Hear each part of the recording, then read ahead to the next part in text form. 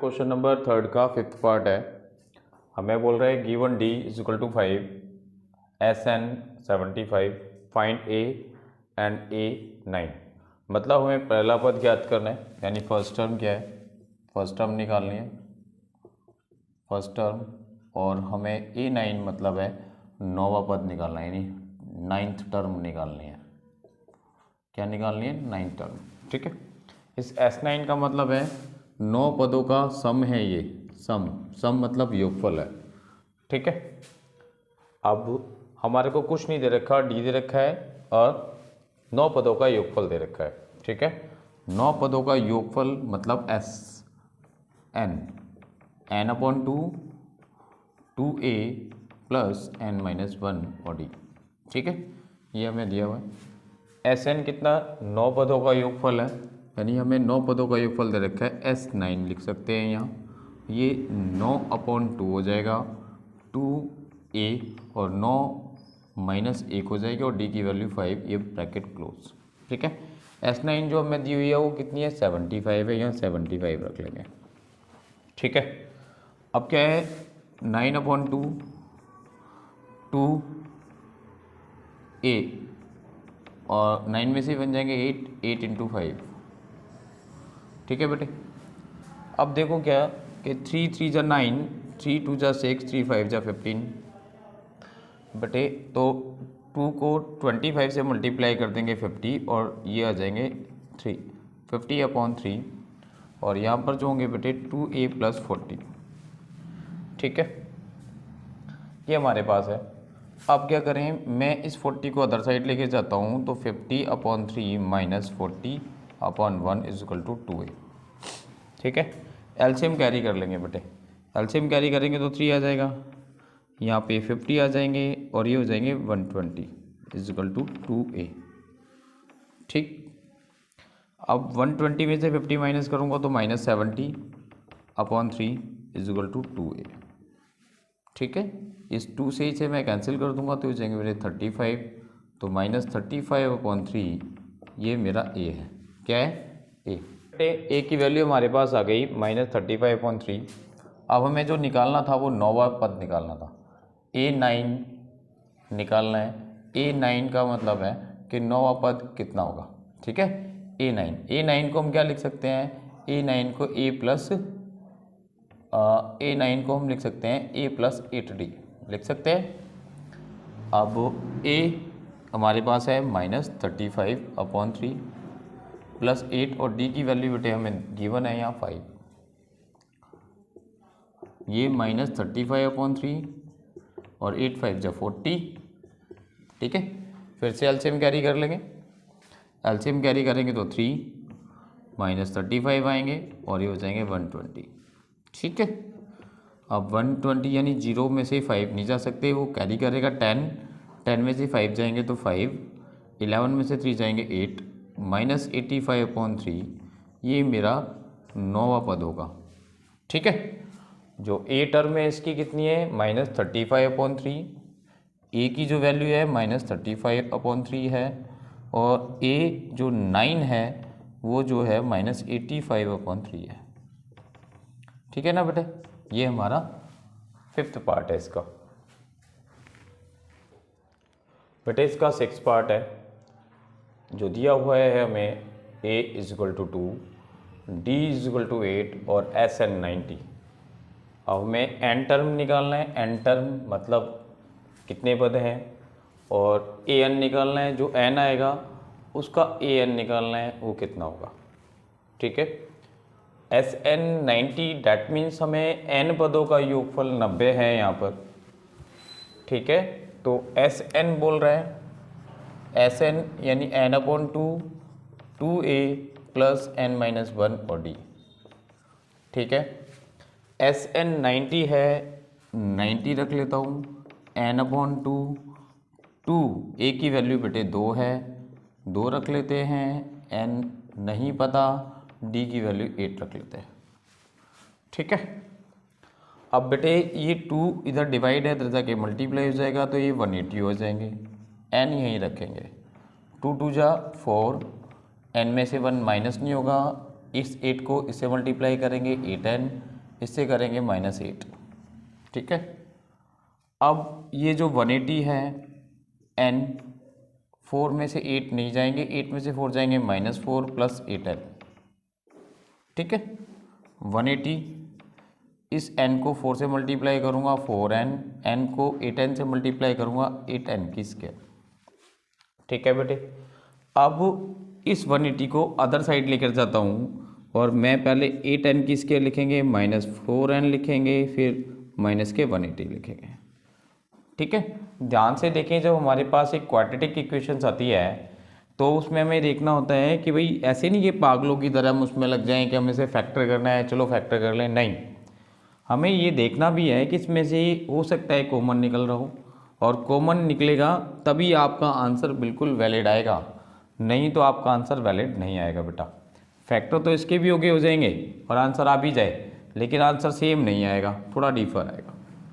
क्या है कि 4 हम कॉमन ले लेंगे, तो 4 कॉमन लेने का मतलब होता है कि वो कॉमन ले लिया और वो फिर लिखा नहीं जाएगा, क्योंकि अदर साइड जाएगा वो 0 आ जाएगा।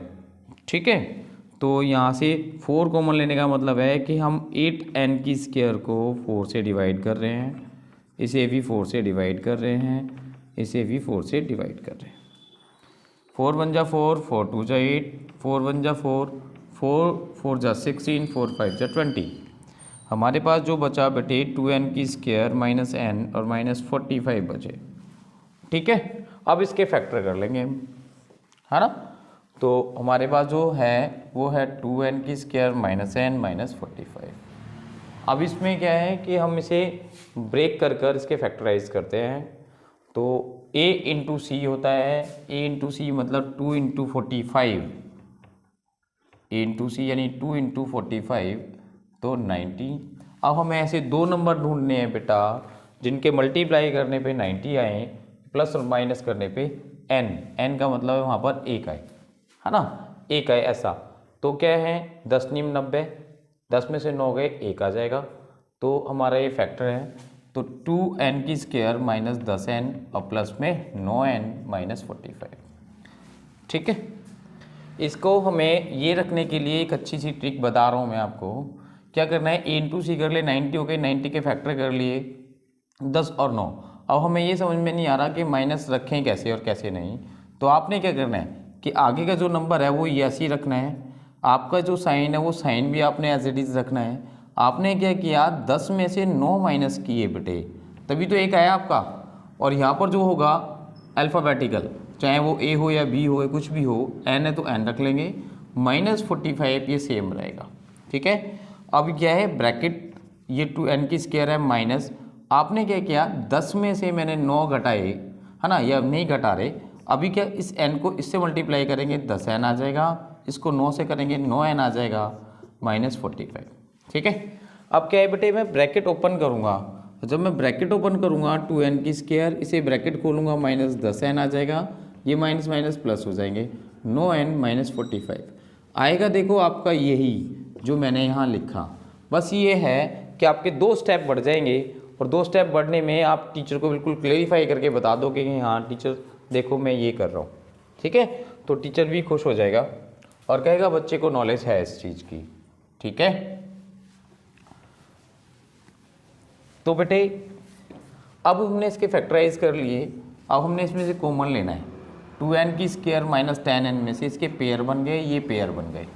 अब इन दोनों में से मैंने कॉमन निकालना है, तो कॉमन निकाल लूँगा। दोनों में जो मेरा एक तो n आ रहा है और 2 भी कॉमन आ रहा है, तो 2n कॉमन ले लूँगा। जब मैं 2n की स्क्वायर को, यानी 2n की स्क्वायर को 2n से डिवाइड करूँगा तो 2 से तो 2 कैंसिल हो जाएंगे बेटे, इस n से एक n कैंसिल होगा तो एक n बचेगा, वो n यहाँ लिख लेता हूँ, ये माइनस का चिन्ह। ठीक है, अब मेरे पास क्या 10n है, इस 10n के अपॉन में भी 2n लगाना है, n से n कैंसिल हो गया, 2 5 जा 10 हो गया, ये 5 लिख लूँगा। ठीक है, यहाँ पे प्लस का साइन है, प्लस लिखूँगा बेटे। अब हमारे पास 9n और 45 है, तो अब हम इनमें से कॉमन निकालना है, तो दोनों में से 9 कॉमन निकल जाएगा, क्योंकि दोनों एक ही टेबल में आते हैं। 9n में से 9 कॉमन ले लूँगा, तो बेटे 9 से 9 कैंसिल, n बचेगा। अब यहाँ पर क्या बचा 45, यहाँ पे तो n आ गया। ठीक है, अब यहाँ प्लस का है और ये माइनस का है, ये ध्यान रखना साइन, ये वाला साइन एंड ये वाला साइन, ये प्लस है ये माइनस है, तो और यहाँ पे माइनस ही आना है। अब 45 को भी आपने 9 से डिवाइड करना है, 9 5 जा 45, तो 5 आ गया। ठीक है, अब हमने क्या करना है कि जो ब्रैकेट में है देखना, वो जो नंबर यहाँ आया है वही नंबर यहाँ आना चाहिए। अब ये नंबर आया है तो यहाँ पर भी वही है और यहाँ पर भी वही है, तो n-5 एक तो ये लिखेंगे और एक नंबर यहाँ से स्टार्ट करेंगे, है ना।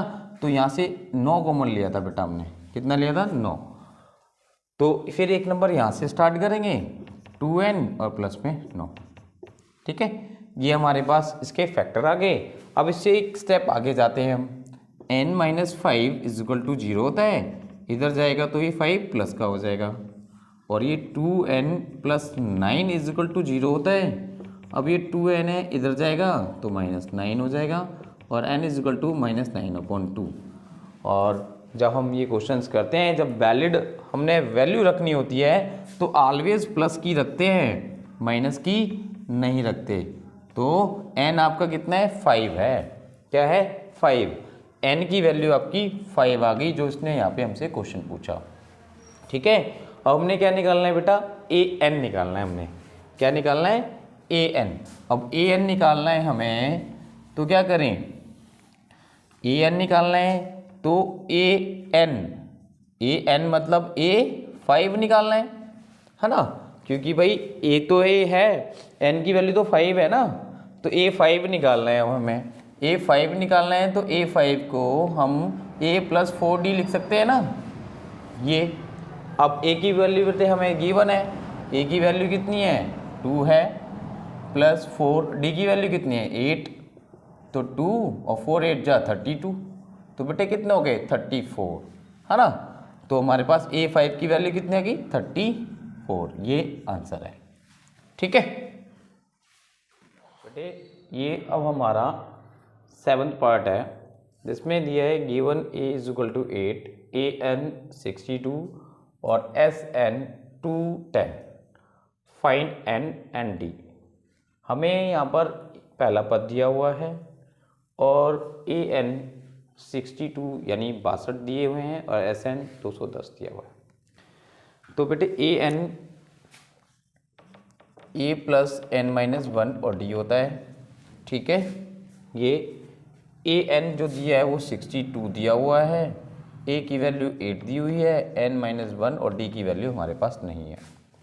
ठीक है, अब क्या करें, ये प्लस है 8, इधर जाके माइनस हो जाएगा, 62 - 8 इज इक्वल टू n-1 और d। क्लियर। अब बेटे इसमें से मैं माइनस कर दूंगा इसे, तो मेरे 54 आ जाएंगे और इज इक्वल टू n-1 और d आ जाएगा।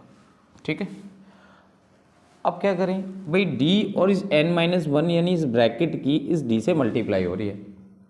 अब मल्टीप्लाई हो रही है तो डिवाइड हो जाएगी अदर साइड जाके, 54/n-1 is equal to d। अब d की वैल्यू बेटे ये है हमारे पास। ठीक है, अब हमारे पास a भी गिवन है वो हमें, और हमें d भी गिवन है। क्लियर, ये दोनों हमें गिवन है। अब हमें क्या निकालना है sn, यानी sn is equal to n/2 और 2a प्लस n-1d। ठीक है, sn मतलब n पदों का जो योगफल है वो 210 है हमारे पास, यहाँ 210 रख लेंगे बेटे। n हमें नहीं पता, 2 a की वैल्यू कितनी है 8 है, प्लस n-1 और d की वैल्यू बेटे क्या है 54/n-1। ठीक है, ये ब्रैकेट क्लोज। अब क्या है बेटे, n-1 से n-1 कैंसिल हो गया और ये 2 इधर जाके मल्टीप्लाई हो जाएंगे, 210 × 2 इज इक्वल टू n, है ना बेटा। और यहाँ पे 8 2 जा 16 हो जाएंगे और ये 54 हो जाएगा। ठीक है, अब कितने हो जाएंगे, ये मल्टीप्लाई कर लें, 420 इज इक्वल टू n, और ये बेटे कितने हो गए 70, है ना। 16 + 54 70 हो जाएंगे, और इस n और 70 की मल्टीप्लाई हो रही है, यहाँ पर क्या हो रही है मल्टीप्लाई हो रही है। अब मल्टीप्लाई हो रही है तो क्या करें, मल्टीप्लाई हो रही है ना हमारे पास यहाँ, तो मल्टीप्लाई हो रही है तो क्या करें, मल्टीप्लाई हो रही है तो 420 इस 70 को इसके अपॉन में रख देंगे, ये n हो जाएगा, है ना। तो बेटे 10 से 10 कैंसिल हो जाएगी, 7 7 6 42, तो n की वैल्यू 6 आ गई बेटे, ये आ गई 6, n की वैल्यू तो 6 आ गई हमारे पास, ये रही। अब इस n से हम d निकालना है, हमें अभी था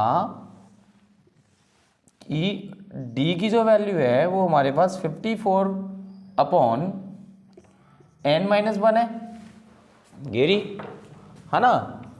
तो अब इसमें क्या करें हम, n की वैल्यू पुट अप कर दें, d 54 6 - 1, तो d 54 अपॉन 5, ये कैंसिल तो होगा नहीं बेटे, तो आंसर यही है। d की वैल्यू हमारी कितनी है 54 अपॉन 5 और n की वैल्यू कितनी है 6, ठीक है, ध्यान में रखना है।